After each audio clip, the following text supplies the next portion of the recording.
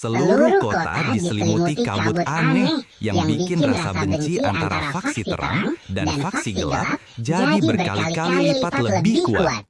Suasananya tegang banget, kayak perang besar bisa meledak kapan saja. Di tengah kekacauan ini, Luffy sadar kalau ini semua hasil dari sihir bulan, bukan sekedar skill biasa. Dan karena Jupiter itu pakainya sihir angin, Luffy yakin ini bukan perbuatan dia. Luffy langsung buru-buru menemui Aries buat ngasih tahu kalau kayaknya ada pihak lain selain para iblis yang pengen kota ini hancur lebur. Dia nanya, apa Aries punya petunjuk soal siapa dalangnya? Aries malah balik nanya dengan nada serius. Gimana kalau seandainya nih ya, semua ini ternyata perbuatan salah satu dari 12 bintang surgawi. Dan mereka ngelakuin ini semua karena setia sama Anda. Dia cemas Luffy bakal marah besar kalau tahu ini semua ulah Aigo Keros. Tapi di luar dugaan, Luffy bilang meskipun dia harus menghajar mereka biar sadar, dia juga bakal senang lihat bukti kesetiaan sebesar itu, walaupun caranya salah kaprah. Dengar jawaban itu, Aries jadi tahu apa yang harus dia lakuin buat menebus kesalahannya karena nggak jujur dari awal. Dia pun bilang bakal menangani situasi ini sendirian. Tapi, Luffy tahu banget kalau Aigo Keros beneran dalangnya, Aries nggak bakal punya kesempatan menang melawannya. Aries bisa-bisa malah cari mati. Sementara itu, di pusat kota, Aigo Keros lagi sibuk menyebarkan energi negatifnya ke seluruh penjuru. Tujuannya, biar kaum bersayap surgawi saling hancur sendiri. Dan rencananya ini kelihatan banget, soalnya sebagian besar kota udah mulai terbakar. Jupiter yang nonton dari atas atap cuma bisa tertawa, berpikir betapa gampangnya mengadu domba kedua belah pihak, sampai mereka saling hancur. Begitu kaum bersayap surgawi musnah, negara ini pasti bakal runtuh dengan sendirinya. Jadi, tugasnya di sini sudah selesai. Dia berencana pergi sebelum 10 menit yang dibelikan Venus habis, karena dia nggak mau ambil resiko ketemu Libra di sini. Tapi sialnya, sedetik kemudian, Libra sudah muncul tepat di belakangnya. Jupiter bingung setengah mati. Kok bisa Libra kembali secepat ini? Padahal Venus udah janji bakal menahannya setidaknya selama 10 menit. Dalam situasi terjepit ini, kesempatannya buat kabur tipis banget. Libra udah menganalisis semua pola serangan dan cara menghindarnya, jadi dia bilang ke Jupiter kalau peluang menangnya itu kurang dari 1%. Tapi kalau dia menyerah, Libra janji bakal mengampuni nyawanya. Jupiter jelas menolak menyerah, jadi dia langsung meleset melewati Libra untuk kabur. Tapi Libra sudah pernah lihat manuver ini sebelumnya. Jadi, dia berhasil menembak punggung Jupiter sebelum dia sempat melarikan diri. Rasa sakit itu membuat waktu reaksinya berkurang 20%. Dan parahnya lagi, Libra punya segudang misil pelacak berkat Luffy. Jadi, mustahil bagi Jupiter untuk menghindarinya. Saat misil pelacak itu mendekat, Jupiter menciptakan perisai angin di sekelilingnya. Tapi, Libra sudah menduga ini juga. Dia langsung meninju, menembus perisai itu, dan menghantam Jupiter sampai jatuh ke tanah. Jupiter nggak percaya, padahal serangan Libra cuma menyerempetnya sedikit, tapi kerusakannya parah banget.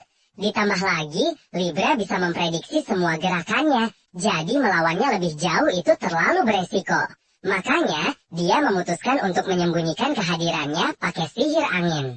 Sihir itu membuat area di sekitarnya jadi senyap total, biar Libra tidak bisa melacaknya. Tapi sesaat kemudian, Libra berhasil menembus kesunyian itu dan mencengkeram lehernya. Libra bilang percuma saja dia menyenyapkan sekitar, karena dia bakal tetap bisa melacaknya bagaimanapun caranya. Jupiter mulai panik berat, tapi dia dapat ide untuk menyerang telapak tangan Libra dengan sihir angin. Serangan itu cukup untuk melonggarkan cengkeraman Libra, jadi dia pakai kesempatan itu buat kabur secepat yang dia bisa. Sementara itu, Aries baru saja tiba di pusat kota untuk berhadapan dengan Aigo Keros. Aigo Keros langsung menebak dengan benar kalau Aries datang untuk menghentikannya. Tapi dia bersikeras nggak akan mencabut sihir amukannya sampai kota ini jadi puing-puing. Lagi pula menurutnya, Aries nggak bakal sanggup menghentikannya dengan paksa. Meski begitu, Aries sama sekali nggak gentar. Mereka berdua melepaskan energi mereka. Saat Aigo Keros menembakkan laser ke arah Aries, Aries membalasnya dengan tinju api lalu menciptakan dinding api untuk bertahan dari serangan berikutnya. Dia sadar betul kalau dia kalah telak melawan jurus-jurus Aigo Keros, tapi dia menolak untuk menyerah. Ketika melihat celah, dia langsung melesat maju dan meninju tembus dada Aigo Keros. Namun, ternyata itu cuma duplikat. Aigo Keros yang asli dari tadi ada di atas, sedang mengumpulkan semacam bola roh raksasa, dan langsung melemparkannya ke arah Aries untuk membunuhnya. Tapi, di detik terakhir, Lufas muncul dan menahan ledakan itu. Dia langsung membentak Aigo Keros dan menyebutnya bodoh, karena barusan dia benar-benar mencoba membunuh Aries. Tapi Aigo Keros hampir nggak peduli dengan omelan Lufas. Begitu dia sadar kalau wanita di depannya itu benar-benar Lufas, matanya langsung berkaca-kaca karena bahagia luar biasa bisa bertemu dengannya lagi. Awalnya, Lufas berencana memberinya boge mentah begitu sampai di sini. Tapi melihat reaksinya, dia merasa pukulan itu nggak perlu lagi. Lufas bisa merasakan betapa Aigo Keros sangat mengkhawatirkannya. Dan dia bisa mengerti kenapa Aigo Keros sampai mau balas dendam pada kaum bersayap surgawi. Tapi Lufas menegaskan kalau dia sama sekali nggak punya niat untuk menyakiti Merak atau kaum bersayap surgawi lainnya. Jadi dia bertanya apakah Aigo Keros bersedia mencabut sihir amukannya. Tanpa pikir panjang, Aigo Keros mengangguk setuju. Lufas lega melihatnya begitu kooperatif. Jadi dia bilang dia bersedia memaafkan semua kekacauan yang sudah dibuatnya. Lufas memberitahunya kalau mulai sekarang, Aigo Keros harus membantunya, bukan lagi para iblis. Aigo Keros tentu saja lebih dari senang untuk menurut. Dia pun berubah ke wujud manusianya, dan sekali lagi bersumpah setia pada Lufas. Sesuai permintaan Lufas, dia mencabut sihir amukannya, lalu menyelinap masuk ke dalam bayangan Lufas. Tapi saat Lufas mengira ini akan menghentikan perang saudara, Aigo Keros bilang kalau itu sama sekali nggak akan terjadi. Sihir itu hanya memperkuat emosi yang sudah ada. Jadi, bahkan tanpanya pun, faksi terang dan faksi gelap masih saling membenci dan kemungkinan besar akan tetap saling bunuh. Lufas sadar situasinya lebih buruk dari yang dia bayangkan. Tapi tiba-tiba, Dina muncul dan bilang kalau dia punya cara untuk menghentikan perang itu sebelum pecah. Lufas senang melihat Dina kembali. Tapi Aigo Keros tampak bingung, karena dia merasa nggak kenal dengan Dina.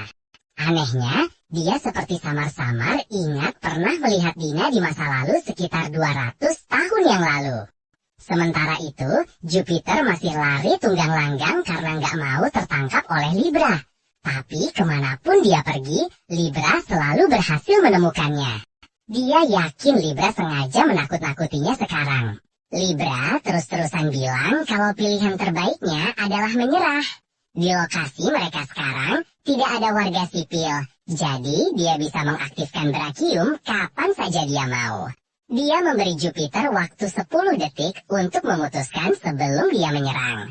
Jupiter yang sudah benar-benar kehilangan semangat bertarung, akhirnya memohon ampun dan menyerah. Di sisi lain, kaum bersayap surgawi dari faksi terang dan gelap sudah berkumpul di alun-alun kota. Sepertinya perang sudah diambang pintu. Tapi sebelum itu terjadi, Merak muncul dan mulai mendesak rakyatnya untuk meletakkan senjata. Dia bilang, pertarungan seperti ini justru yang diinginkan oleh para iblis. Lufas senang akhirnya bisa bertemu Merak, tapi dia kaget bukan main saat melihat salah satu sayapnya hilang. Dia pun bertanya pada Dina apa yang terjadi padanya. Dina menjelaskan kalau itu adalah salah satu efek dari kutukan Raja Iblis. Selain menyegal setengah kekuatan para pahlawan, kutukan itu juga merenggut satu bagian tubuh mereka. Itulah alasan kenapa Amigris tidak bisa berjalan lagi.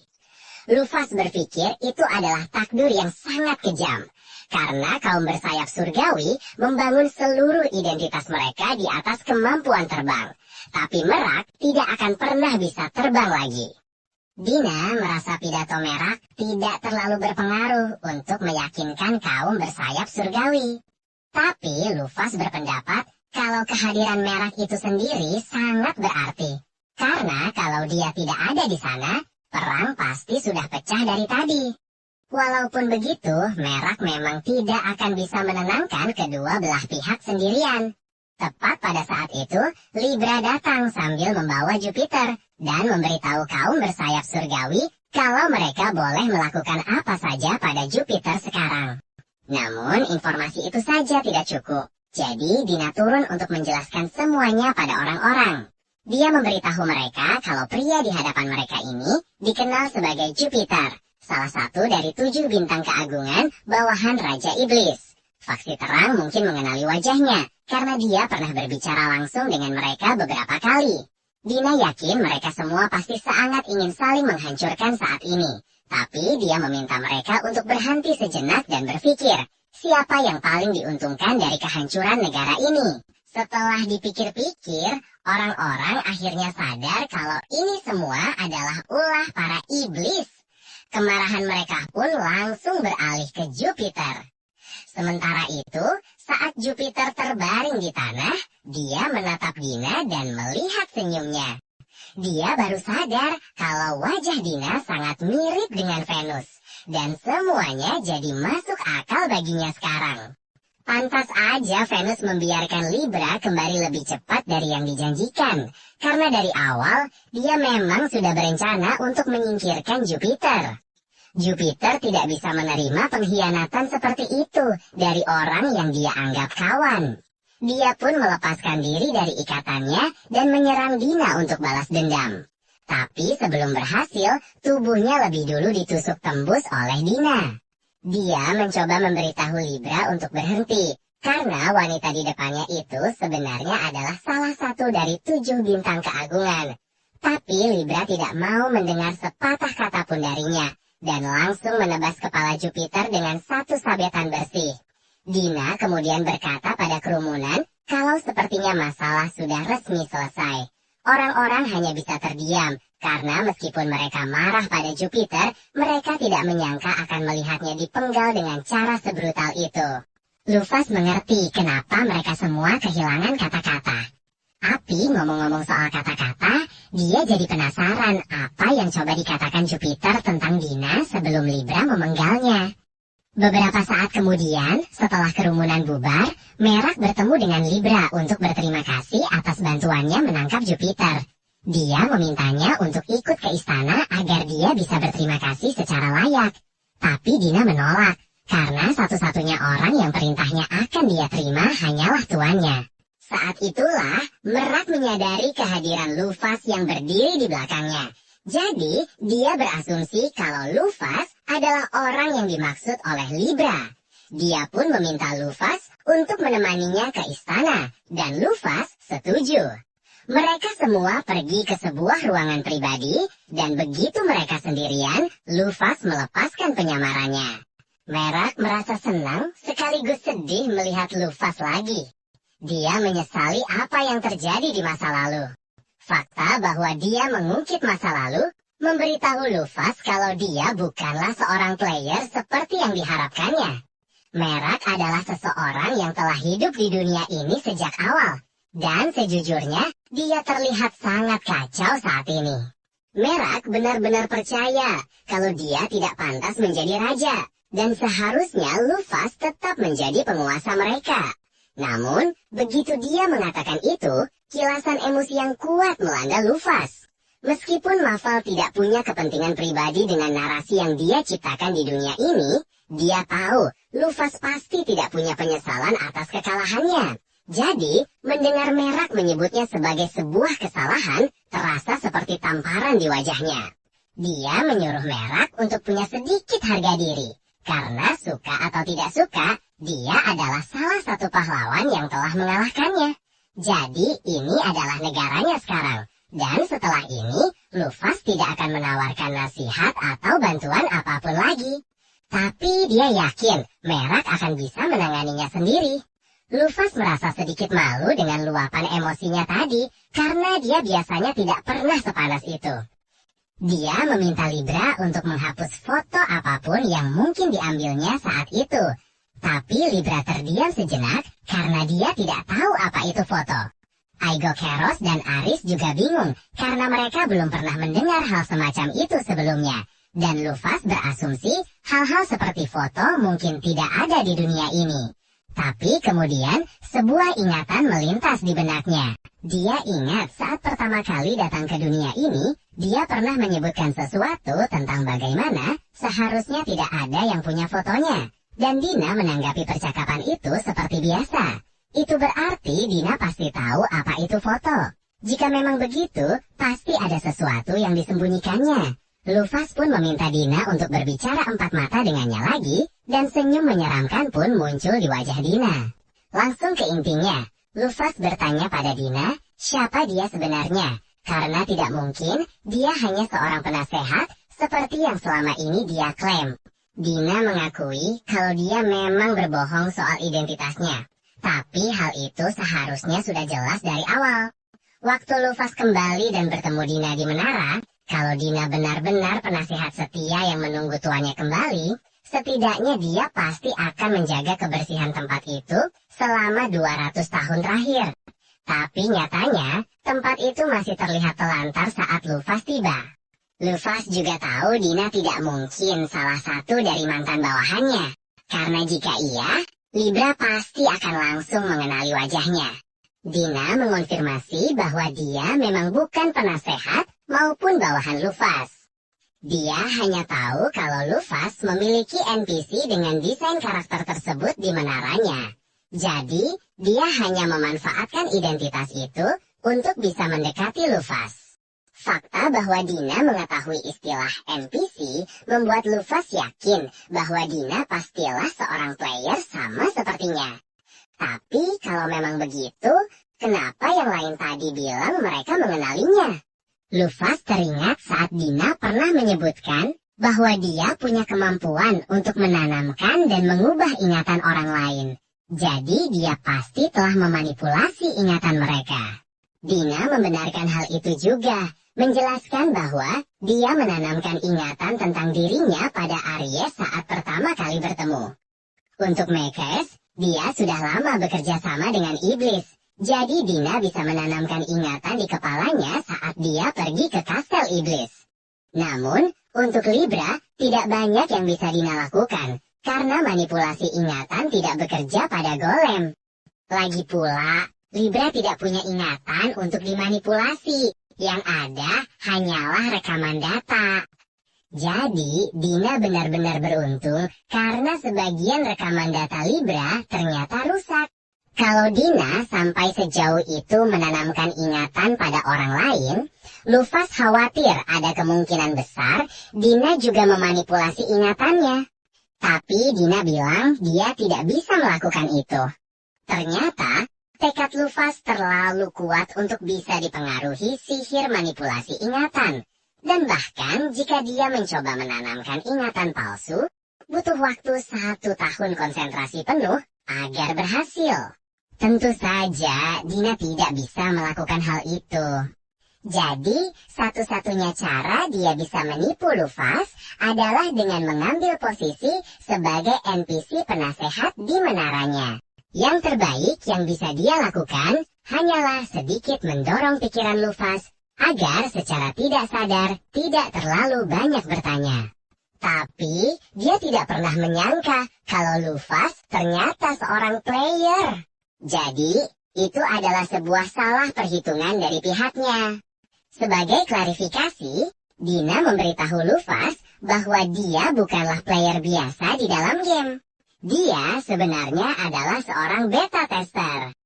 Perusahaan game sepertinya mempekerjakannya untuk menguji coba ras half-elf baru yang diperkenalkan dalam sebuah update. Dan sebagai bonus, dia diizinkan untuk melihat semua data karakter dalam game. Itulah caranya dia tahu bahwa Lufas menempatkan seorang NPC di menaranya. Bagi Lufas, itu terdengar seperti pelanggaran privasi total. Tapi, terlepas dari itu, Lufas teringat Dina menyebutkan bahwa dia memanipulasi ingatan Megres saat dia berada di kastel iblis. Itu artinya, Dina bisa keluar masuk sesuka hatinya. Dan sekali lagi, Dina mengkonfirmasi teori Lufas. Identitas iblisnya adalah Venus dari 7 bintang kejora. Dan dia berencana untuk terus memainkan peran sebagai penasihat Lufas sedikit lebih lama. Setidaknya sampai Lufas dan para iblis saling menghancurkan. Tapi karena sekarang sudah ketahuan, satu-satunya pilihannya adalah menghancurkan Lufas dan mengubahnya menjadi pion. Lufas bertanya apakah Dina benar-benar berpikir bisa melakukannya, padahal levelnya hanya 300. Tapi Venus tertawa dan mengatakan itu hanyalah layar status palsu.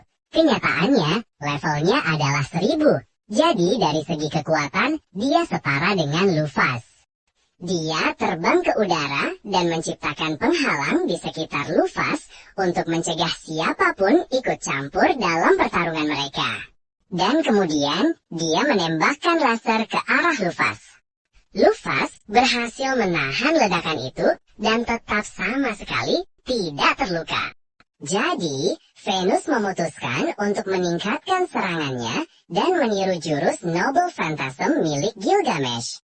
Ratusan bilah pedang melesat ke arah Lufas, dan awalnya Lufas sempat khawatir, tapi ternyata DPS serangan ini sangat rendah, jadi dia bisa dengan mudah mementahkan semua pedang itu, dan kemudian menciptakan beberapa pedangnya sendiri untuk membalas. Namun, sebelum pedang-pedang itu mencapai Venus, dia membuka sebuah portal dan mengirimnya kembali ke arah Lufas. Jadi, Lufas terpaksa terbang ke udara untuk menghindari serangan. Dia mencoba menerjang Venus dari langit. Tapi, Venus membuka portal lain dan memindahkan dirinya untuk menghindar. Dia kemudian mengeluarkan sihir air yang menyebabkan tanaman rambat tumbuh dari tanah dan menyerang Lufas. Untuk melawannya, Lufas menghantam mereka dengan tendangan kapak yang menggelegar. Dia lalu mulai terbang lagi ke arah Venus. Tapi Venus memberitahunya itu sia-sia karena dia bisa dengan mudah berteleportasi. Namun, Lufas sudah mulai memahami pola serangan Venus. Jadi, saat Venus muncul dari portal di dekatnya, Lufas sudah ada di sana, menunggu dengan tinju terangkat. Venus bereaksi cepat dan berhasil menghindari pukulan itu, memberinya cukup waktu untuk membalas dengan pukulannya sendiri. Tapi, meskipun itu adalah serangan langsung, Lufas berkata, serangan semacam itu tidak akan mempan padanya. Venus mungkin kuat, tapi kelasnya tetaplah penyihir barisan belakang. Jadi, statistik serangan jarak dekatnya tidak sebanding dengan HP Lufas. Lufas, di sisi lain, unggul dalam serangan fisik.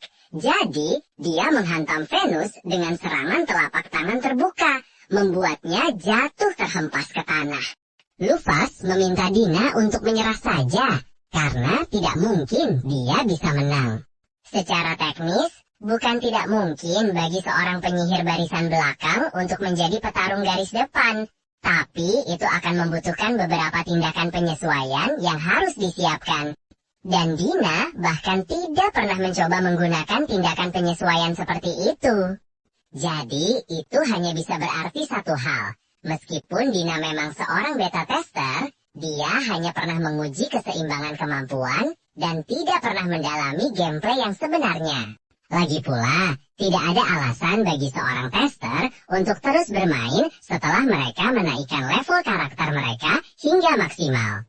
Dengan kata lain, Dina tidak tahu apa artinya menjadi pemain hardcore dalam game semacam ini. Dan itu berarti, dari segi keahlian, Lufas jauh di atasnya.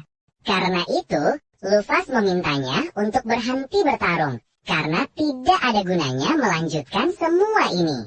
Dina bertanya, apakah ini berarti Lufas bersedia memaafkannya meskipun sudah ditipu habis-habisan? Dan meskipun benar Dina telah menipu Lufas, dia juga telah banyak membantu dalam perjalanan mereka. Jadi Lufas tidak berencana untuk menyimpan dendam soal itu. Tapi dia masih ingin penjelasan kenapa Dina memilih metode yang berbelit-belit jika tujuannya pada akhirnya adalah untuk menghancurkan para iblis. Dina terdiam sejenak, dan ketika akhirnya berbicara, dia memberitahu Lufas bahwa dia belum kalah. Dia masih punya satu jurus andalan, dan satu-satunya cara dia akan mengakui kekalahan adalah jika Lufas bisa selamat dari serangan berikutnya. Dina kemudian meniru jurus Pain, memanggil sebuah meteor raksasa yang diarahkan tepat ke Lufas, dan kemudian dia berteleportasi keluar radius dampak untuk meninggalkan Lufas sendirian menghadapinya. Lufas mungkin bisa saja terbang menjauh untuk menghindar, tapi dengan ukuran sebesar itu, meteor tersebut pasti akan menghancurkan Jallarhorn juga saat menghantam daratan. Jadi, dia tidak punya pilihan selain menghadapinya secara langsung. Dia terbang lurus ke arah meteor. Dan meskipun situasinya gila, Lufas tidak merasakan takut sama sekali. Karena dia tahu dia bisa melakukannya. Dia mengaktifkan skill Iron Kick-nya, dan untuk memastikan dia benar-benar menghancurkan meteor itu, dia menambahkan serangan Weak Point Strike dan mengerahkan seluruh kekuatannya, yang secara praktis langsung melenyapkan meteor itu dalam sekejap. Dari sudut pandang ras Heavenly Wing di Jallarhorn, itu mungkin hanya terlihat seperti pertunjukan kembang api yang luar biasa. Dan dengan krisis yang telah diatasi, Lufas mendekati Dina dan bertanya apakah dia masih ingin terus bertarung. Tapi, Dina mengakui kekalahannya. Karena jika sihir terkuatnya saja tidak bisa melukai Lufas, maka tidak mungkin dia bisa menang. Lufas bertanya apakah dia siap untuk menjelaskan mengapa dia melakukan semua ini. Dan Dina setuju untuk berbicara. Dia mulai menjelaskan bahwa dia adalah seorang beta tester yang datang ke dunia ini tepat setelah Lufas disegal. Dia berada di dalam avatar karakter yang biasa dia mainkan, dan pada saat itu masih banyak karakter kuat di sekitarnya. Ada banyak sekali orang di atas level 500, tapi yang level 1000 terbatas, dan semua informasi tentang player yang tidak ditulis dalam novel telah benar-benar hilang. Itulah yang membuat Dina sadar bahwa ini bukanlah dunia game, melainkan dunia dari novel yang diterbitkan berdasarkan game tersebut. Mendengar ini mengejutkan Lufas, karena dia tidak pernah mempertimbangkan kemungkinan itu sampai sekarang. Game tersebut memiliki sistem novel yang memasukkan tindakan para player ke dalam cerita untuk menjadi sejarah resmi dunia. Ini adalah kabar buruk, karena tidak banyak orang yang benar-benar masuk ke dalam novel. Lagi pula, jumlah pemain jauh melebihi jumlah penulis yang tersedia. Dan ada juga pemain yang sama sekali tidak ingin masuk ke dalam novel. Meskipun jika dunia ini benar-benar didasarkan pada peristiwa novel, Lufas bertanya-tanya mengapa seorang beta tester seperti Dina bisa ada di sini. Dina menjelaskan bahwa dia sudah mencari kemana-mana, dan dia tidak dapat menemukan siapapun yang berada dalam situasi yang sama dengannya. Semua karakter teman-temannya telah menjadi penduduk dunia ini sejak awal. Jadi, dia berpikir dialah satu-satunya player yang dibawa ke sini dari dunia lain. Lufas memberitahunya bahwa mungkin masih ada kemungkinan ada orang lain sepertinya, dan dia hanya tidak menyadarinya. Dina mengakui bahwa mungkin saja dia melewatkan sesuatu, tapi sekarang sudah terlambat, karena sebagian besar orang dari masa itu sudah lama meninggal. Seharusnya sudah jelas dari awal, tapi jika semua player level tinggi dari game hadir di dunia ini, maka tidak mungkin iblis bisa menekan umat manusia sejauh ini. Dina sangat frustrasi, karena tidak hanya dia terpisah dari teman-temannya, tapi dia juga ditinggalkan sendirian di dunia yang berada di ambang kehancuran ini. Dia tidak cukup kuat untuk mengalahkan Raja Iblis sendirian. Jadi, yang terbaik yang bisa dia lakukan adalah menyusup ke jajaran petinggi iblis untuk menunda penaklukan dari dalam. Itulah mengapa, ketika Lufas kembali, dia berencana untuk menipunya agar berhadapan dengan Raja Iblis untuk menyingkirkannya sekali dan untuk selamanya. Semua ini terdengar sangat meyakinkan, Tapi entah kenapa, Lufas merasa ada yang salah dengan penjelasan Dina. Dan entah kenapa, Lufas tidak bisa menunjukkan apa yang salah. Dina bertanya, apakah ada pertanyaan lain yang ingin dia jawab? Tapi satu-satunya hal yang benar-benar ingin Lufas ketahui adalah apakah Dina musuh atau bukan. Dina meyakinkan Lufas bahwa dia bukan musuhnya, meskipun semua upayanya untuk menipu bisa dengan mudah diartikan sebagai permusuhan. Jadi, dia tidak akan mengeluh jika Lufas masih menganggapnya sebagai lawan. Namun, yang mengejutkan Dina, Lufas justru memintanya untuk kembali dan terus menjadi penasihatnya. Dina bertanya, apakah dia yakin tentang ini setelah semua yang telah dilakukannya. Tapi Lufas tidak peduli soal itu. Lagi pula, dia masih berutang budi pada Dina atas semua bantuan yang telah diberikannya dalam perjalanan mereka. Dan memiliki bawahan dengan rencana rahasia terdengar menyenangkan. Jadi, Dina boleh kembali jika dia mau. Dina masih tidak percaya. Jadi dia bertanya, apakah Lufas benar-benar seorang player? Karena jawaban itu terdengar sangat sesuai dengan karakternya. Lufas tertawa dan mengakui bahwa ingatan playernya dan ingatan karakternya agak menyatu. Jadi, dia memang sering bertindak sesuai dengan karakternya. Tapi, alasan utama dia ingin Dina ada di sisinya adalah karena dia senang telah menemukan seseorang dalam situasi yang sama dengannya. Ya, Dina mencoba memanipulasinya untuk melawan Raja Iblis, tapi Lufas memang akan melakukannya. Jadi, tidak ada yang benar-benar berubah. Dina tersentuh oleh penerimaan Lufas. Jadi, dia setuju untuk melayani dengan setia sebagai penasihatnya, sampai dia mengalahkan Raja Iblis. Tapi beberapa saat kemudian, bawahan-bawahan Lufas muncul dan mereka khawatir tentang meteor raksasa yang mereka lihat tadi. Jadi, mereka bertanya pada Lufas apa yang terjadi. Lufas tidak bisa begitu saja menjelaskan pertarungannya dengan Dina kepada mereka, jadi dia hanya mengatakan bahwa dia diserang oleh kekuatan misterius. Yang lain tidak mempertanyakannya. Jadi, Lufas melanjutkan dan mengatakan mereka harus bersiap-siap pergi untuk menjemput Parthenos. Dan selagi membahas topik itu, dia bertanya pada Megrez apakah dia punya informasi tentang sisa anggota 12 Heavenly Stars. Dan kebetulan, dia punya. Dia memberitahunya bahwa Scorpio juga bekerja sama dengan iblis saat ini. Dan Leon sedang berperang melawan putri vampir Bennett Nash. Itu terdengar seperti akan ada banyak masalah. Tapi sebenarnya, ada satu hal lagi yang ingin Megrez sebutkan. Dia mendengar desas-desus di kalangan iblis bahwa kerajaan telah berhasil memanggil seorang pahlawan. Di Kastel Lavatine, kita melihat para penyihir kerajaan menyelesaikan ritual pemanggilan. Dan di tengah lingkaran sihir, muncullah seorang anak laki-laki yang terlihat persis seperti protagonis anime pada umumnya. Beberapa menit yang lalu, Minami hanyalah seorang siswa SMA biasa yang sedang dalam perjalanan ke sekolah. Namun, tiba-tiba, dia mendengar suara-suara yang meminta tolong. Dan tanpa sadar, dia sudah berpindah tempat ke sebuah ruangan di mana puluhan orang sedang menatapnya.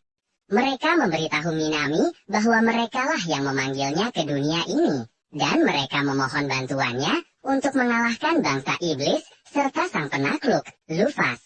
Minami sama sekali tidak paham apa yang sedang terjadi atau siapa itu Lufas. Wajar saja jika anak normal manapun akan ragu untuk setuju pergi berperang demi sebuah negara yang menculiknya tanpa izin. Namun, Minami selalu bermimpi menjadi seorang polisi. Dan jika dia ingin tetap setia pada prinsip dirinya sendiri, dia tidak bisa begitu saja mengabaikan orang-orang yang meminta pertolongannya. Dia akhirnya setuju untuk menjadi pahlawan mereka.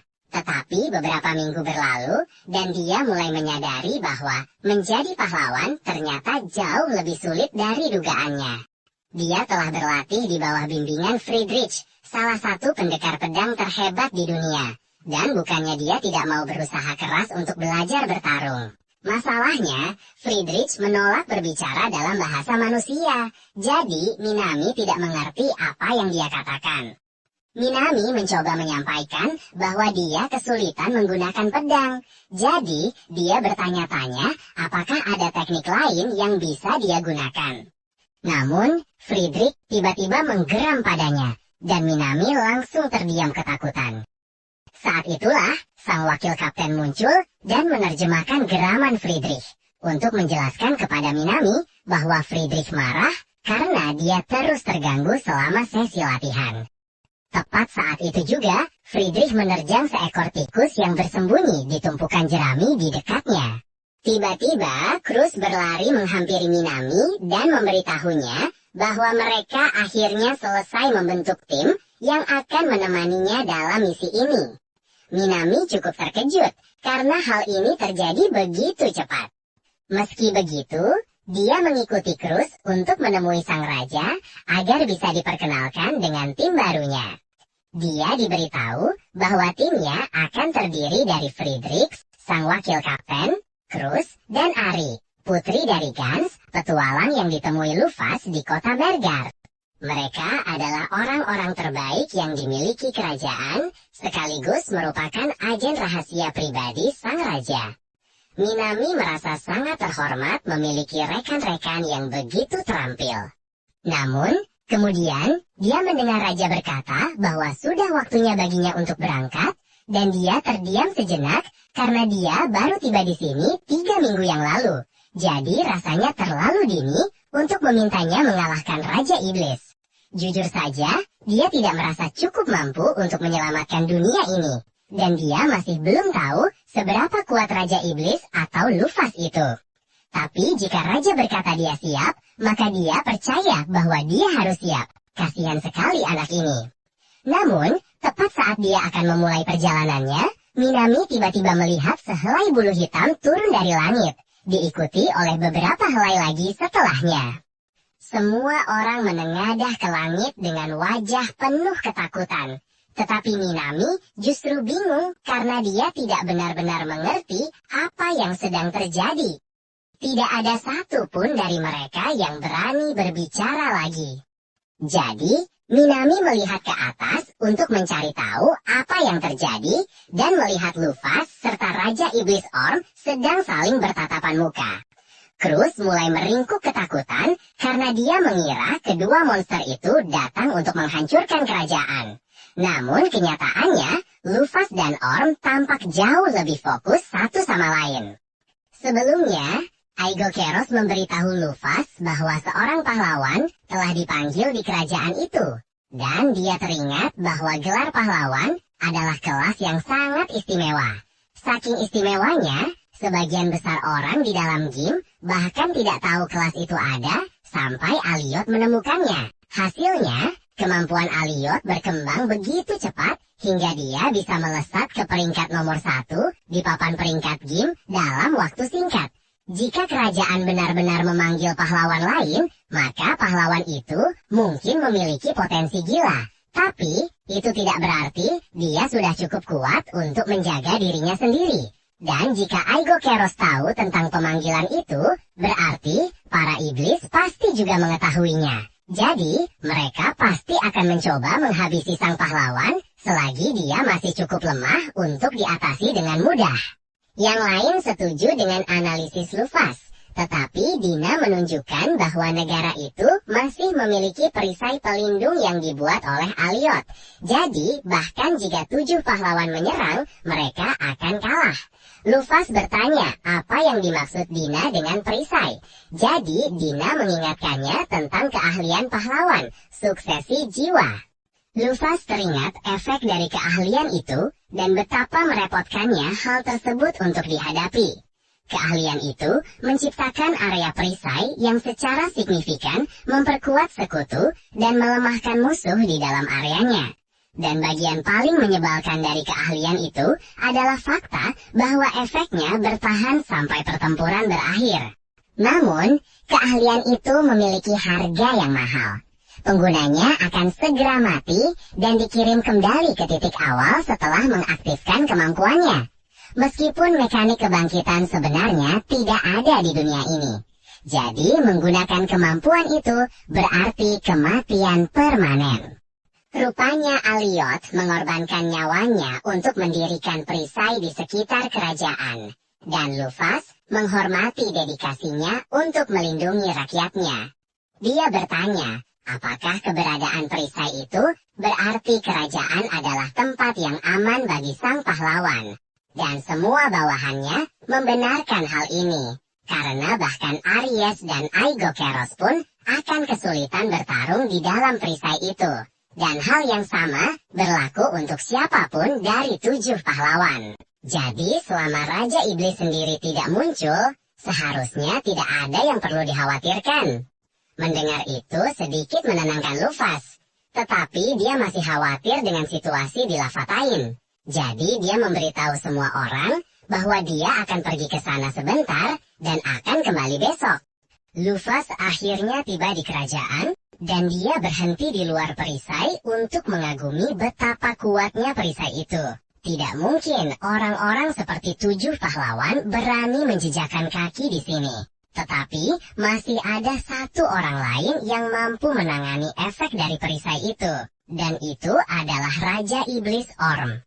Kembali ke masa kini, Lufas dan Orm sedang berhadapan satu sama lain. Dan Raja Iblis berkata senang akhirnya bisa bertemu dengannya. Saat mengatakan ini, dia menyebut Lufas sebagai Alkor dan mulai melepaskan kekuatannya. Dan tekanan yang mengerikan itu membuat tim pahlawan ambruk ke tanah.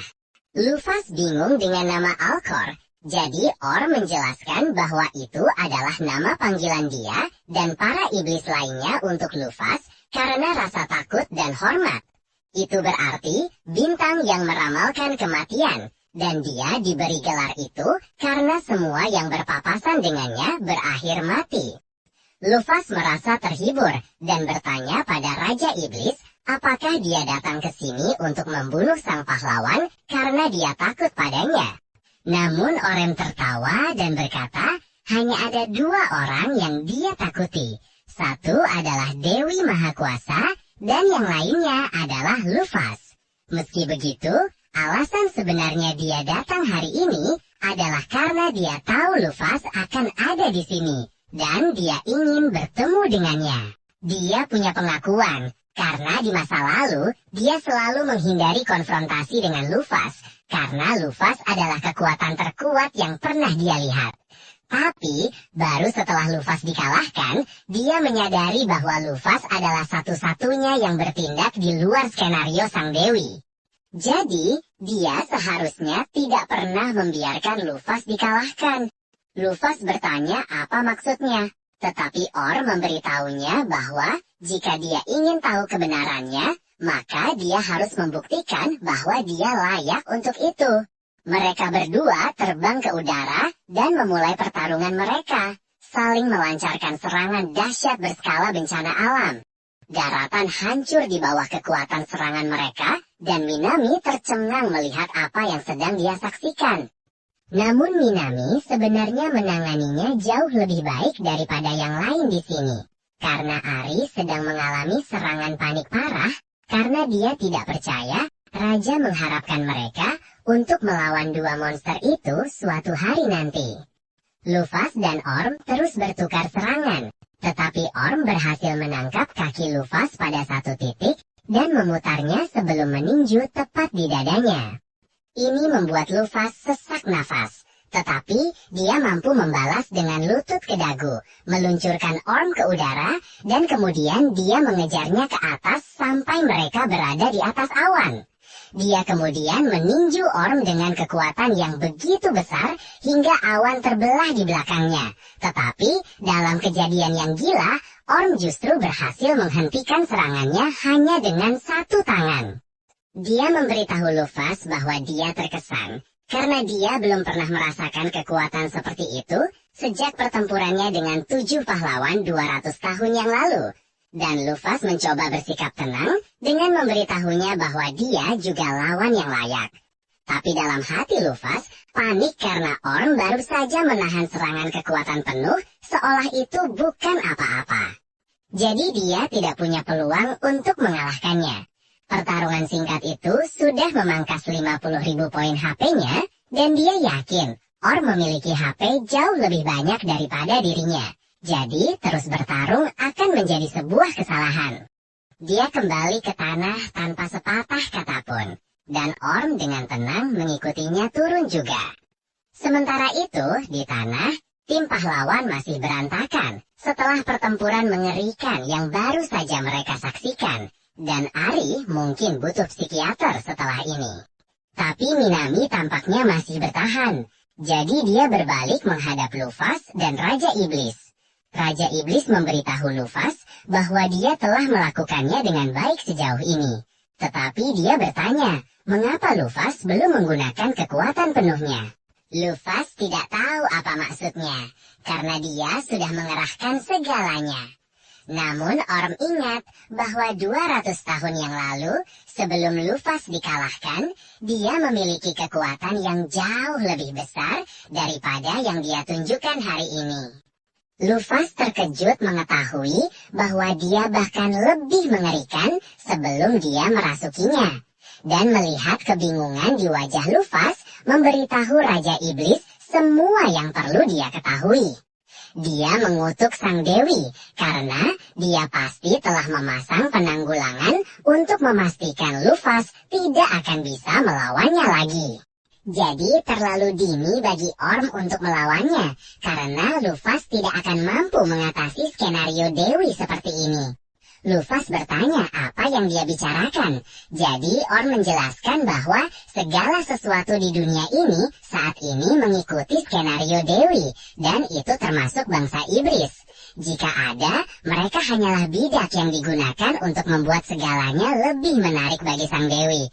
Contohnya fakta bahwa tidak ada yang pernah berhenti untuk mempertanyakan mengapa iblis membunuh sejak awal. Lufas berasumsi itu karena mereka ingin memperluas wilayah mereka. Tetapi Orm menjelaskan bahwa itu hanya sebagian dari alasannya. Iblis benar-benar akan menghilang jika mereka tidak membunuh orang, karena begitulah cara mereka diciptakan oleh Dewi. Dan mereka yang menghilang esensinya akan menyebar ke seluruh dunia untuk menciptakan mana. Ini berarti jika iblis tidak ada, maka tidak akan ada sihir di dunia. Tetapi pada saat yang sama, karena mereka ada, dunia terjebak dalam siklus pembunuhan yang sia-sia. Ini semua persis seperti yang direncanakan Dewi. Dan dia membiarkan Orm bertanggung jawab mengelola iblis untuk memastikan mereka tidak lepas kendali. Lufas sama sekali tidak tahu tentang semua ini.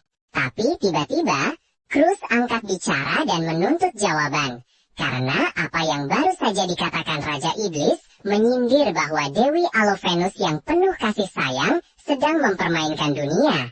Dan dia tidak bisa mempercayai itu. Orm membenarkan bahwa itu benar, meskipun dia tidak melihat gunanya mengatakan yang sebenarnya kepada seseorang yang masih berada di bawah skenario Dewi. Dan air mata mulai menggenang di mata Cruz, karena dia mengabdikan seluruh hidupnya untuk melayani Dewi demi kesia-siaan. Orm melanjutkan dengan menunjukkan bahwa fakta para pahlawan memilih untuk mengkhianati Lufas adalah tanda pengaruh negatif Sang Dewi. Mereka bisa saja dengan mudah menunggu sampai dia mengalahkan semua iblis untuk menghabisinya. Tetapi sebaliknya, mereka memilih untuk membunuhnya sebelum pertempuran terakhir, yang merupakan keputusan bodoh yang tidak wajar. Lufas setuju dengan poin Orm, terutama karena semua pahlawan yang tersisa tampaknya menyesali tindakan mereka sekarang. Dan dia menjelaskan bahwa alasan Dewi membalikan mereka melawannya adalah karena Lufas adalah orang yang paling mungkin mencapai kebenaran sebelum orang lain. Namun, sebelum Orm bisa berkata lebih banyak, Dina membuka portal dan menyerangnya. Sementara Libra menukik masuk untuk membawa Lufas pergi, memberitahunya bahwa pilihan terbaik saat ini adalah mundur. Sementara itu, Kembali di tebing, Orm berbicara kepada Dina dan memberitahunya bahwa itu adalah serangan yang berani. Dia telah mendirikan perisai kedap suara di sekitar mereka, jadi dia memberitahu Dina bahwa dia bebas mengutarakan pikirannya, dan dia bertanya apakah Dina tahu bahwa Lufas sedang melemah. Dina tersenyum dan memberitahunya bahwa dia tahu tentang hal itu. Jadi Orm bertanya apakah dia orang yang bertanggung jawab, tetapi Dina memberitahunya satu-satunya yang cukup kuat untuk melakukan hal seperti itu hanyalah Dewi Mahakuasa Alovenus. Dan bukan berarti itu adalah dirinya. Setelah Lufas diseret pergi, dia dan yang lainnya duduk di dalam RV, sementara Libra menjelaskan bahwa mundur adalah satu-satunya tindakan yang logis. Soalnya, dari cara Raja Iblis berbicara, sudah jelas dia datang untuk Lufas. Lufas pun bertanya, bagaimana mungkin Libra bisa tahu apa yang dibicarakan oleh Orm? Jadi, Libra menjelaskan bahwa Dina telah memantau percakapan mereka sepanjang waktu. Tepat pada saat itu, Dina muncul dan mengalihkan pembicaraan, memberitahu Lufas bahwa Raja Iblis telah meninggalkan kerajaan setelah dia pergi. Jadi sang pahlawan masih aman. Lufas lega mendengarnya. Tapi dia masih berharap bisa mendengar sisa perkataan Orm, karena kedengarannya penting. Dia pun pergi ke atap untuk menyendiri dengan pikirannya. Dan dia teringat bahwa Orm menyebutkan kalau Alovenus ada di balik semua ini. Ada banyak hal tentang dunia ini yang masih belum diketahui Lufas. Tapi dia sadar bahwa Alovenus adalah Dewi Belas Kasih di sini. Dalam game online, Alovenus mewakili para developer. Jadi kemungkinan besar dialah alasan Lufas dipanggil ke dunia ini. Di atas misteri itu ada juga skenario Sang Dewi yang disebutkan Orm dan fakta bahwa Lufas dari 200 tahun yang lalu tampaknya mencoba menghentikannya. Tapi Lufas yang sekarang sama sekali tidak mengerti apa maksud dari semua ini. Sementara itu, di kerajaan, sang raja meminta maaf kepada pahlawan Sei atas masalah yang terjadi. Tapi Alve langsung pergi begitu saja setelah insiden itu. Dan semua agen yang sangat terlatih itu, ya, mereka juga hilang. Tapi jangan khawatir, karena raja berkata dia sudah menemukan pengganti baru untuk party ini. Yang pertama adalah Gans, petualang terkuat di dunia dan ayah dari Alve. Berikutnya adalah sekelompok petualang yang katanya berhasil menaklukkan makam Lufas dan mengalahkan Libra. Nah, Sei sama sekali tidak tahu seberapa kuat Libra seharusnya, atau apakah mereka benar-benar melakukan sesuatu yang hebat. Tapi dia bisa langsung tahu kalau orang-orang ini hanyalah sekelompok penipu. Terakhir, Raja mengumumkan bahwa dia secara pribadi akan bergabung dengan parti baru. Dan meskipun lelaki tua itu mungkin delusi soal gagasan mengalahkan Lufas dan Raja Iblis, komitmennya pada tujuan itu patut diacungi jempol. Akan tetapi, Raja tidak bisa dibiarkan bertarung sendirian. Jadi para penjaga akhirnya menahan dan menyeretnya keluar dari ruang tahta setelah perkelahian singkat. Yap, itu benar-benar terjadi. Sei tidak tahu bagaimana harus memproses semua ini, karena perilaku semacam itu terhadap Raja sepertinya ilegal dalam sebuah monarki. Tapi yang lain hanya memberitahunya bahwa Raja memang sering melakukan hal-hal gila. Jadi hal semacam ini benar-benar normal. Sementara itu, Lufas dan yang lainnya baru saja tiba di penghalang yang dibuat oleh Parthenos. Konon Parthenos telah menjaga tempat ini selama 200 tahun terakhir, karena dulunya ini adalah tanah air Lufas. Tapi Lufas tidak mengerti bagaimana itu mungkin. Karena Parthenos adalah manusia biasa, dan manusia tidak hidup selama itu. Mereka akhirnya berhasil melewati penghalang, dan rasanya agak terlalu mudah. Lufas tadinya mengira harus menghancurkannya untuk masuk. Tapi dia memutuskan untuk menganggap ini sebagai pertanda bahwa Parthenos pasti mengenali mereka sebagai sekutu. Mereka akhirnya berhenti di depan sebuah pondok kayu kecil di tengah hutan. Dan disinilah seharusnya Parthenos berada. Jadi Lufas berjalan ke pintu depan dan mengetuk. Mereka mendengar seseorang merespons dari dalam. Tetapi suaranya terdengar terlalu muda untuk menjadi Parthenos. Jadi untuk sesaat, Lufas bertanya-tanya, apakah Parthenos mungkin telah menemukan mantra untuk membuat dirinya lebih mudah. Namun, saat pintu terbuka, mereka melihat seorang gadis kecil yang sama sekali tidak mirip dengan Parthenos. Gadis itu tampaknya seorang flugel, Dan Aigo Keros secara refleks menunjukkan permusuhan terhadapnya. Tapi Lufas mencambak kepalanya dan melemparkannya ke samping karena dia tidak ingin menakuti gadis itu. Dia kemudian meminta maaf atas keributan itu dan bertanya kepada si gadis apakah dia tahu di mana Parthenos berada, karena dia ingin bertemu dengannya. Gadis itu terkejut bahwa orang asing mengenal neneknya. Dan Lufas terkejut mengetahui bahwa Parthenos memiliki seorang cucu. Meskipun dari layar statusnya, sepertinya gadis itu tidak memiliki hubungan darah dengan Parthenos. Jadi kemungkinan besar dia diadopsi. Tepat pada saat itu, gadis itu memperhatikan sayap Lufas dan dia teringat deskripsi yang pernah diberikan Parthenos. Jadi, dia bertanya pada Lufas apakah dia kebetulan adalah master dari Parthenos. Lufas mengkonfirmasinya dan gadis itu senang mendengarnya karena Parthenos selalu begitu yakin bahwa Lufas akan kembali suatu hari nanti. Dia memperkenalkan dirinya sebagai Virgo dan menawarkan untuk mengantar Lufas dan yang lainnya ke Parthenos. Tetapi dia malah membawa mereka ke sebuah makam, karena Parthenos sudah lama meninggal. Parthenos begitu yakin bahwa Lufas akan kembali, sehingga obsesinya membuatnya tetap hidup. Tapi suatu hari tahun lalu, dia tersedak sepotong buah dan tamatlah riwayatnya. Lufas bertanya pada Dina, mengapa dia tidak diberitahu tentang ini. Soalnya, ketika dia pertama kali tiba di dunia ini, Dina mengatakan semua 12 bintang surgawi masih hidup. Tapi, untuk membela diri, Dina mengaku tidak tahu kalau Parthenos telah meninggal. Lagi pula, penghalang di sekitar tempat ini masih aktif. Jadi wajar saja jika berasumsi bahwa Parthenos masih hidup. Argumen Dina ada benarnya. Karena jika Parthenos benar-benar sudah mati, maka tidak masuk akal jika penghalangnya masih beroperasi. Namun, Virgo punya penjelasan untuk itu, dan memberitahu Lufas bahwa Parthenos kembali sebagai hantu setelah kematiannya. Lufas sekarang mengerti situasinya, dan jika Parthenos benar-benar menjadi hantu, dia pikir alangkah baiknya untuk setidaknya membantunya pergi dengan tenang. Jadi dia bertanya pada Virgo di mana mereka bisa menemukannya. Akan tetapi, bagian itu akan sedikit menjadi masalah, karena dia sebenarnya tidak tahu di mana hantu Parthenos berada. Hantunya hanya muncul sesekali untuk memelihara penghalang, tapi butuh setidaknya beberapa bulan sebelum dia kembali. Lufas tidak terlalu terburu-buru, jadi dia bersedia menunggu. Tapi tiba-tiba, Aigo Keros punya ide dan langsung melepaskan ledakan untuk menghancurkan penghalang. Rencananya adalah, karena penghalang sekarang sudah hilang, hantu Parthenos harus muncul untuk memasangnya kembali.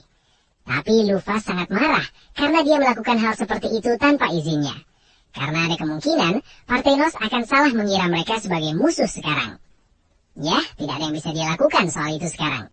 Jadi, Lufas memutuskan untuk hanya duduk dan menunggu Parthenos akhirnya muncul. Tapi bahkan setelah duduk di sana seharian penuh, tidak ada yang terjadi. Dina berpendapat bahwa mungkin saja Parthenos sudah pergi dengan tenang, dan itulah satu-satunya kesimpulan logis yang bisa dilihat Lufas saat ini. Jadi, dia setuju dan memutuskan bahwa sudah waktunya bagi mereka untuk melanjutkan perjalanan. Tapi sebelum mereka berangkat, Lufas ditanya apakah dia yakin ingin pergi begitu cepat, padahal dia belum mengunjungi makam ibunya. Lufas memikirkannya sejenak. Secara teknis, dia bukanlah Lufas yang asli, jadi tidak ada alasan untuk mengunjungi makam seorang wanita yang belum pernah dia temui. Tapi rasanya tidak ada salahnya juga. Jadi Lufas setuju untuk mendaki gunung agar dia bisa memberikan penghormatan. Namun yang lain benar-benar tidak suka dengan ide harus berjalan kaki mendaki gunung. Jadi dia memberikan beberapa peningkatan pada RV dan mengubahnya menjadi jet agar mereka semua bisa terbang ke kota utama. Mereka akhirnya tiba di kota. Dan saat mereka berjalan, Lufas mulai mengalami kilas balik masa kecilnya di dunia ini, termasuk penglihatan tentang bagaimana dia diintimidasi dan didiskriminasi oleh semua Flugel lainnya. Dan itu cukup tidak menyenangkan. Selama berjalan-jalan di kota, Libra berkomentar bahwa tempat ini terlihat cukup bagus. Tetapi Lufas tidak sependapat dan menjelaskan bahwa disinilah anak-anak dulu melempari dia dengan batu untuk bersenang-senang, jadi dia tidak akan menggambarkannya sebagai bagus. Tepat pada saat itu, Dina menarik perhatian Safel dan memberitahunya bahwa dia harus menghindari mengingat terlalu banyak kenangan Lufas karena dia bisa kehilangan jati dirinya. Safel berjanji akan mempertimbangkannya. Tapi tiba-tiba, Lufas mendengar ledakan besar di belakangnya. Begitu Libra dan yang lainnya mendengar ini, Mereka semua langsung mengamuk dan mulai meledakkan kota karena berani menyimpan kenangan tragis seperti itu. Dan Lufas kesal setengah mati karena dia tidak meminta mereka melakukan itu. Dia mengerti bahwa mereka semua hanya kesal demi dirinya. Tapi dia tidak ingin mereka secara tidak sengaja menghancurkan makam ibunya dalam semua kekacauan yang mereka sebabkan. Mereka akhirnya tiba di rumah lama Lufas. Tapi dia hampir tidak pernah menginjakkan kaki di tempat ini. Jadi akan jauh lebih akurat untuk mengatakan bahwa gubuk kecil inilah rumahnya. Yang lain terkejut mengetahui bahwa Lufas hidup dalam kondisi yang begitu mengerikan. Dan mereka semua mulai membuat rencana untuk membuat ayah Lufas menderita atas cara dia memperlakukannya. Tapi Lufas memberitahu mereka bahwa mereka hanya membuang-buang waktu karena ayahnya sudah meninggal. Beralih ke topik lain, Lufas bertanya kepada mereka semua, apakah mereka pernah mendengar istilah skenario Sang Dewi, karena dia mendengarnya disebutkan tempo hari. Tapi mereka semua mengatakan belum pernah mendengarnya sebelumnya. Dan Dina tetap diam dengan mencurigakan. Namun, tiba-tiba Lufas mendengar suara yang mengatakan bahwa ia tahu tentang skenario Sang Dewi. Ketika dia berbalik untuk melihat siapa itu, dia menemukan hantu Parthenos melayang di dekatnya. Lufas dan yang lainnya senang melihat Parthenos masih ada. Tapi langsung ke intinya, Lufas memintanya untuk menjelaskan semua yang dia ketahui tentang skenario Sang Dewi. Parthenos setuju untuk menjelaskan semuanya. Tapi sebelum itu, dia bertanya, apakah Lufas mengalami anomali ingatan akhir-akhir ini? Lufas terkejut, Parthenos tahu tentang itu. Jadi, Parthenos menjelaskan bahwa 200 tahun yang lalu, Lufas telah memberitahunya bahwa dia kemungkinan akan kehilangan banyak ingatannya karena salah satu trik murahan Sang Dewi ketika dia dibangkitkan. Jika demikian, maka Lufas berasumsi bahwa tindakan Parthenos menyegel Arya ini juga merupakan salah satu perintahnya. Jadi dia ingin tahu alasannya, dan Parthenos dengan senang hati menunjukkan kebenarannya. Tetapi dia mengatakan semua orang harus tetap di sini karena ini adalah informasi rahasia. Parthenos akhirnya membawa Lufas ke mulut sebuah keisar, dan di dalamnya naga cahaya tersegel. Lufas tidak percaya dengan apa yang dilihatnya. Meskipun dia tahu tentang para naga, dia tidak menyangka mereka benar-benar ada di dunia ini. Kelima naga itu tidak muncul di dalam game, tetapi mereka adalah bagian dari buku-buku lore, dan mereka begitu legendaris sehingga jika makhluk ini bangun, bahkan Lufas pun tidak akan bisa mengalahkannya. Untungnya, Parthenos memberitahunya bahwa semua naga saat ini sedang tidur nyenyak. Tetapi jika dunia suatu saat berada dalam bahaya, mereka akan terbangun. Itulah mengapa Lufas dari masa lalu memerintahkan Parthenos untuk mengusir para Flugel dan menyegel Vanaheim. Makhluk ini mungkin disebut Dewa Penjaga, tetapi jika ia aktif, ia bisa dengan mudah menghancurkan dunia. Di masa lalu, Lufas berencana untuk menghancurkan skenario Sang Dewi. Tetapi dia tahu, dia tidak bisa memenangkan pertempuran melawan Sang Dewi dan para iblis sekaligus. Jadi, dia berencana untuk memimpin semua pasukannya untuk menantang Sang Dewi setelah dia mengalahkan Orm. Dikatakan bahwa para naga akan bangkit ketika dunia menghadapi krisis. Tetapi, itu kemungkinan besar bergantung pada apa yang dianggap krisis oleh Sang Dewi. Jadi, fakta bahwa para iblis hampir mendorong umat manusia ke jurang kepunahan, namun para naga tetap tertidur, berarti Sang Dewi pasti menyetujui situasi saat ini. Lufas bertanya apakah mereka berhasil menyegal naga-naga lainnya, dan Parthenos mengonfirmasi hal ini. Ia menjelaskan bahwa Taurus menahan satu di dunia bawah tanah Helheim, Aquarius menyegal naga api di Muspelheim, dan Gemini mengurus naga kayu. Namun, mereka belum menemukan naga bulan.